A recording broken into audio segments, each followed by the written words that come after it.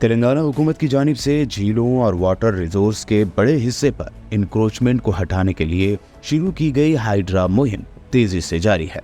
अब न सिर्फ बड़े लोगों की जायदादों को मुनहदम करने के लिए एक स्पेशल प्लान तैयार किया जा रहा है, बल्कि एफटीएल और बफर जोन में तामीर किए गए गैर मजाज कब्ज़ात, रेसिडेंशियल अपार्टमेंट्स और कॉलोनीज को भी मुनहदम करने के लिए एक स्पेशल प्लान बनाया जा रहा है।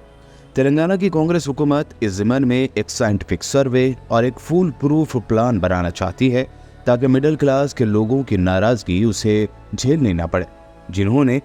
ऐसे फ्लैट खरीदने में अपनी मेहनत की कमाई लगाई, क्योंकि बिल्डरों ने दावा किया था कि उनके पास मुताल्लिका अहदेदारों के सभी परमिशन है।